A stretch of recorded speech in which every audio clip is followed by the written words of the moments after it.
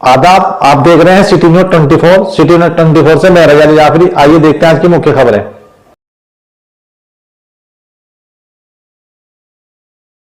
24 से मोहम्मद अकबर। आज हम आए हैं सहारनपुर के नगर निगम क्षेत्र वार्ड 67। जैसे कि यहाँ पर हमने देखा व्यापार मंडल के बहुत सारे साथी जमा हो रहे थे। आइए जानते हैं इनसे किस मुद्दे पर ये वैसे तो बैठे होंगे, हम अपनी न्यूज़ कवर करते हैं। आइए इनसे रूबरू करवाते हैं आपको। कैसे हैं आप? बढ़िया, अल्हम्दुलिल्लाह, अल्लाह का करम है। तो यूनुस सिद्दीकी जी, जैसे यहाँ पे आपके बहुत सारे साथी बैठे हैं, व्यापार मंडल की कुछ मीटिंग चल रही है, इसके बारे में आप हमें कुछ जानकारी देंगे? यहाँ तो अल्हम्दुलिल्लाह अल्लाह की बरकत है, यहाँ पे आना जाना दोस्तों का लगा रहता है। सभी साथी जिसके पास टाइम होता है बैठे हैं ऐसे ही। तो जैसे कि अभी जब हमने बातचीत शुरू की है, चलो कुछ मुद्दे पे भी बात कर लेते हैं। जैसे कि अभी जीएसटी की छापेमारी चल रही थी और व्यापारियों में एक कर्फ्यू का माहौल बना हुआ था, इसके बारे में आपका व्यापार मंडल किस तरीके से कार्य कर रहा है?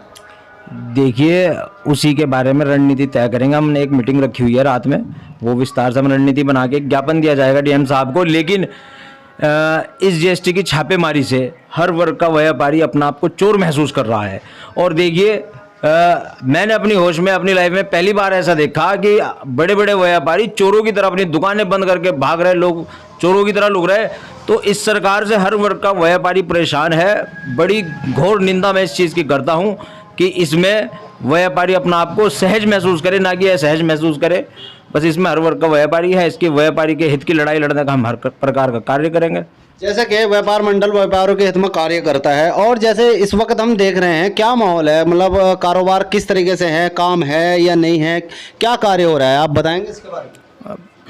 आप तो पत्रकार बंधु हैं, आप मुझसे बेहतर आप जानते हैं। आप जैसे पत्रकार तो मैं देखता हूँ हर गली मोहल्ले में घूमता है, लेकिन हर वर्ग का व्यापारी का हाल इतना बेहाल है कि जो गरीब था वो और गरीब हो गया, जो अमीर थे उन पे कोई फ़र्क नहीं पड़ा, जो मिडिल क्लास का जो तबका है वो पिस गया इसमें बिल्कुल हर तरीके से।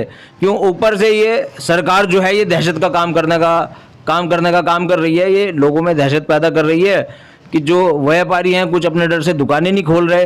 तो हम सरकार से अपील करेंगे कि लोगों में अपना प्यार बनाने का काम करें, ना कि डर बनाने का काम करें। तो हमारे साथ मौजूद हैं व्यापार मंडल के मीडिया प्रभारी, आइए इनसे भी बात करते हैं। आपका नाम? मोहम्मद कासिम राना। तो आप क्या कहना चाहेंगे, जैसे यूनुस भाई ने बात की है? जी, मैं इनकी हर बात से सहमत हूँ, और जो इन्होंने कहा हम इंशाल्लाह ये काम भी करेगा। आज जो इन्होंने मीटिंग का आयोजन किया है, इंशाल्लाह हम इसमें भी भरपूर समर्थन देंगे, और इस मीटिंग के ज़रिए से जो ये काम करना चाहेंगे इंशाल्लाह हम कंधे से कंधा मिलाकर इनके साथ चलने का काम करेंगे। शुक्रिया। आपका नाम? मेरा नाम वजाहत अली। तो वजाहत भाई, आप क्या कहना चाहेंगे, जैसे कि जिस तरह का माहौल चल रहा है, कारोबार तो हम देख रहे हैं, हम सर्वे भी करते हैं, ना के बराबर है, बहुत ज़्यादा मंदा है, इसके बारे में आप क्या कहेंगे? कारोबार तो तब से मंदे हो चुके थे जब ये जीएसटी की आफत लोगों के ऊपर लागू की गई थी। पहले तो यही इसका तरीका सही नहीं था लागू करने का, और ये कर दिया गया। एक बड़ा कारोबारी तो बड़ा बनता चला गया, पर जो मिडिल क्लास कारोबारी था वो और छोटा होता चला गया। उस पर दबाव बोझ काम का और उसके कर्जे बहुत ज़्यादा बढ़ते चले गए। और फिर अब ये आपने भी देखा, और अभी बात कर रहे थे आप इसके बारे में कि लोग बाग अपनी जीएसटी की छापेमारी के अंतर्गत लोग बाग अपनी दुकानें बंद कर कर भाग रहे थे। कारोबारी जो छोटे कारोबारी थे वो ज़्यादा परेशान थे बेचारे, और डेली कमाते हैं डेली खाते हैं, और वही बंद हो गया तो कहाँ से कोई खाएगा, कहाँ से कमाएगा। तो हमारे साथ एक और साथी जुड़ रहे हैं, भाई का नाम? जी जिशान मलिक है जी। तो आप क्या कहना चाहोगे, जिस तरह के यहाँ पे रणनीतियाँ हो रही हैं, सरकार रणनीति बना रही है, इससे पब्लिक को राहत मिल रही है, परेशानी? जी, ये तो आपको पता ही है कि कितनी राहत मिल रही है और कितनी परेशानी मिल रही। सब लोग परेशान हैं, खुशहाल कौन है आज के टाइम में? बात तो आपकी ठीक है, हर तरफ मंदी का दौर चल रहा है, और ऊपर से नए नए कानून आ रहे हैं, इससे दिक्कतें ही हो रही हैं। हाँ, बिल्कुल हो रही दिक्कतें, और दिक्कतें बढ़ती जा रही। हमारे जो जिला अध्यक्ष हैं व्यापार मंडल के, आज इन्होंने एक मीटिंग रखी है, उसके अंदर बैठ कर सोचा जाएगा कि क्या करा जाए, और सुना है विज्ञापन भी देंगे डीएम साहब को। चलिए, बहुत बहुत शुक्रिया। तो कुछ कहना चाहेंगे आप? जी, मैं आपके चैनल के माध्यम से ये कहना चाहूँगा, एक मैसेज देना चाहूँगा आपके चैनल के माध्यम से, क्योंकि एक वाहिद पत्रकार इस एरिया में मैंने देखा है कि आप जो निष्पक्षता पत्रकारिता करते हैं, बड़ी ईमानदारी के साथ पत्रकारी करते हैं, उसके लिए तो मैं आपका धन्यवाद कहूँगा और आप ऐसे ही चलते रहें जनाब अकबर मिर्ज़ा जी। इसीलिए मैं आपके चैनल के माध्यम से कहना चाहूँगा, कुछ लोग राजनीति के चक्कर में इतने गंदे हो चुके हैं कि वो अपना ज़मीर दांव पे लगा चुके हैं। मैंने एक कैंडिडेट है, मैं नाम नहीं लूँगा, एक कैंडिडेट है ओवैसी की पार्टी से लड़ रहा है, तो नाम भी ले देता हूँ, दिलशाद मलिक साहब हमारे। मैं उनके अभी आपके आने से कुछ देर पहले वो न्यूज़ देख रहा था, आप ही ने उनका इंटरव्यू लिया था, उसमें उन्होंने 2 बातें कही जिसमें उन्होंने सीधा सीधा जहालत का सबूत दिया है। एक उन्होंने कही कि हिंदू मुस्लिम, आप जैसे शायद गालिबन एक आधा जुमला आगे पीछे हो सकता है, गालिबन मुझे ऐसा ही लगा क्योंकि एकदम आप आ गए, मैं ठीक से देख नहीं पाया, कि आपकी वजह से हिंदू मुस्लिम हो रहा है। ऐसा नहीं है, क्योंकि अगर आप पत्रकार बंधु मेरे हित की बात करेंगे तो विपक्ष आपको कहेगा कि सिद्दीकी साहब ने आपको खरीद लिया। अगर आप दूसरे के हित की बात कहेंगे तो मैं कहूँगा, तो ये मानसिकता खराब है। पत्रकारिता जो है हमारे देश का चौथा स्तंभ है, ये अपने आप में बहुत बड़ी ताकत है और इसी के माध्यम से लोगों तक सच्चाई पहुंचती है। मैं बताता हूँ आपको, जो आप कहना चाह रहे हैं, वहाँ ये जुमला हुआ था कि कुछ पत्रकार जो है हिंदू मुस्लिम करवाते हैं, हिंदू मुस्लिम की बात करते हैं, इस तरह का कुछ जुमला था। हाँ, हकीकत में ऐसा है भी, लेकिन 100% ऐसा नहीं है। रवीश कुमार जी हैं, आई एम फैन, मैं उनका बहुत बड़ा फ़ैन हूँ। और एक चीज़ उन्होंने ये कही कि जो भी जा रहा है, अब उनके यहाँ पतझड़ लग गई। पहले एक इरशाद साहब गए, वो खुद चुनाव लड़ने लगे, एक हमारे मित्र जनाब मास्टर फैज़ान साहब वो गए, उसके बाद मेरा कासिम राणा आया, ये मेरे संगठन का साथी था इसलिए आया। लेकिन ऐसा नहीं है, हर कोई लालच से जाएगा। क्या होता है कि आपने एक भ्रम बनाया, एक अपने आप को ताकतवर वार्ड के अंदर आपने पेश किया, लोग भ्रमित हुए। बैरिस्टर असदुद्दीन ओवैसी साहब की मैं दिल से तारीफ करता हूं और सम्मान करता हूं, लेकिन उनके चेहरे पे आपने युवाओं को बरगलाया। आप ज़मीनी स्तर पे क्या हैं, आप उसको पहचानने की कोशिश करें। युवा जब आपके साथ बैरिस्टर असदुद्दीन ओवैसी के चेहरे पर आपकी साथ गया, लेकिन जब उसने पाया कि आप खोखले हैं, बिल्कुल है, आपसे लोगों का एक कासिम राणा की गली का मसला था कि इनके यहाँ लाइट ख़राब हो गई, त्यौहार थे, तो ये पार्षद के पास गए, दिलशाद मलिक के पास गए, 2 दिन इनकी लाइट सही नहीं हुई। दूसरा दिन हो गया जब रात को 10:30-11 बजे उस गली के पानी ख़त्म हो चुके, घरों में पानी नहीं रहे, टैंक खाली हो गए, लोगों का हाल ख़राब, महल्ले के नलकों में से पानी लेके जा रहे हैं। मैंने देखा बहुत बुरा हाल। मैंने रात को लगभग 11:30 से 11:45 बजे एक्शन साहब को कॉल की, एक्शन साहब ने एसडीओ साहब को कॉल किया, एसडीओ साहब ने लाइनमैन तुरंत भेजा, तुरंत इनकी समस्या का समाधान हुआ। इस तरीके के बहुत सारे एग्जाम्पल हैं, मैं अपनी बड़ाई नहीं कहना चाहूँगा। ऐसे एग्जाम्पल देख के ये युवा हमारी साथ आ रहा है तो काम को सलाम है। तो ऐसा नहीं है, ये मेरे साथ दिल से था और दिल से आया है, और ऐसा नहीं गलत दिल। तो आपको क्या लगता है, कहीं ना कहीं दिलशाद मलिक में एटीट्यूड है? तो बोलो, क्योंकि जो वो बात कर रहे थे उन्होंने कुछ ऐसे अपशब्द कहे। खैर, ये सवाल तो हम उन्हीं से करेंगे, क्योंकि एक तो वो टाइम नहीं दे पाते, इतने बिजी हैं। मैं सोच रहा हूँ जब पार्षद पद का चुनाव जीत जाएंगे, मेरे ख्याल से मुझे तो नहीं लगता कि वो पब्लिक को इतना टाइम देंगे, क्योंकि एक तो या तो एटीट्यूड कह लो या कुछ भी कह लो, जब भी उन पर फ़ोन करो आधे घंटा, 1 घंटा, 2 घंटा बात ही नहीं करते। कुछ उन्होंने अपशब्द भी कहे थे उसमें, खैर हम उसके बारे में उसी से बात करेंगे, शायद आप उसी की बात कर रहे हैं। देखिए, आपने कहा एटीट्यूड महसूस नहीं, एटीट्यूड महसूस नहीं होता, ओवर एटीट्यूड महसूस होता है, ओवर कॉन्फिडेंस महसूस होता है, जबकि उन्हें बड़े जुमले अदा नहीं करने चाहिए, ठीक है। और उनके पास से पतझड़ लग चुकी है, और उन्होंने एक बात और चलाई थी, ट्रेंड चलाया था यहाँ वार्ड 67 में कि भाई जर्नल कास्ट वाले तो हमें सर पे नहीं बिठाएंगे।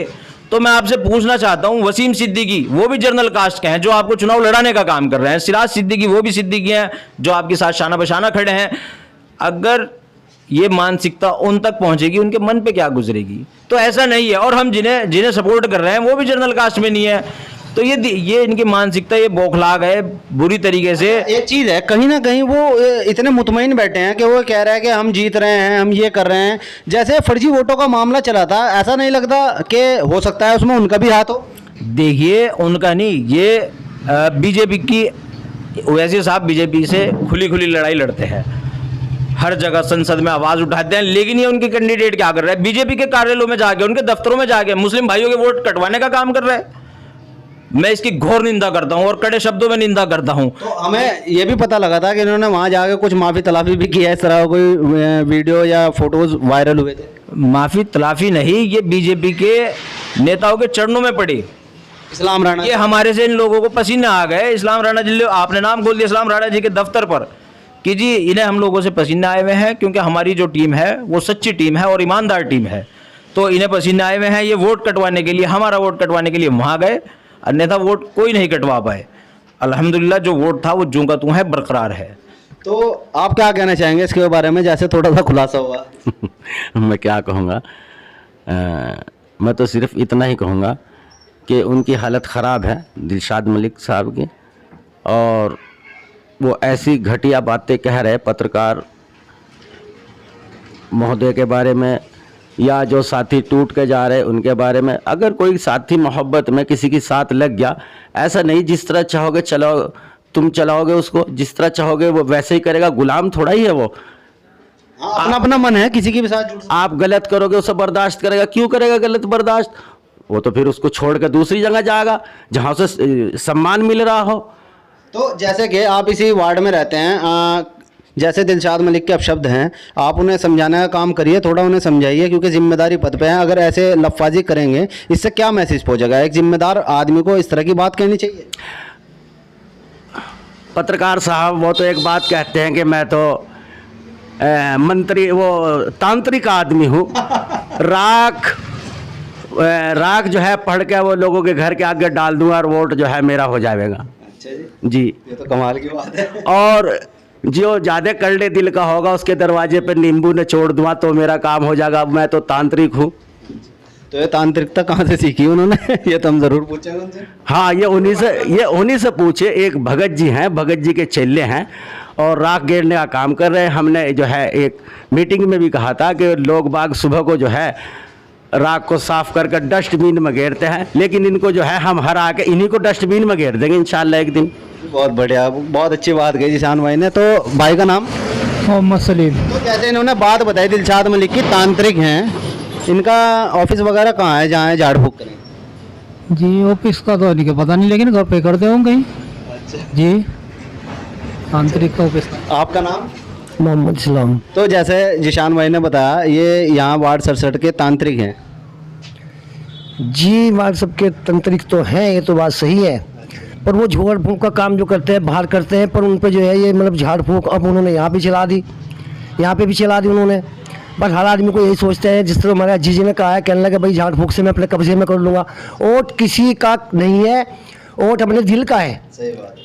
और वोट तो वोटर का है, जहाँ जो चाहेगा वहाँ गिरेगा। कोई किसी का बिकावा नहीं है, किसी का मोहताज नहीं है। बहुत बढ़िया। तो हमारे सामने एक नई बात आई है, जो वार्ड 67 के पार्षद पद के उम्मीदवार हैं दिलशाद मलिक, ये तांत्रिक भी हैं। तो हम इनसे ज़रूर जुड़ेंगे, ये इनके झाड़ फूक का ठिकाना भी पूछेंगे इनसे, और इनसे ये भी पूछेंगे ये जो लब्बाजी ये सीख रहे हैं कहाँ से सीख रहे हैं, क्योंकि गलत अगर बड़े पद पर आने के बाद इसी तरह के अल्फाज वो इस्तेमाल करेंगे तो जनता उन्हें नकारने का काम करेगी। आप देख रहे हैं सिटी न्यूज़ 24। सिटी न्यूज़ 24 से मैं मोहम्मद अकबर, अपने कैमरामैन कासिम रजा के साथ। आदाब। दिन भर की ताजा खबर देखने के लिए हमारे चैनल को लाइक करें, सब्सक्राइब करें, बेल आइकन को प्रेस करें।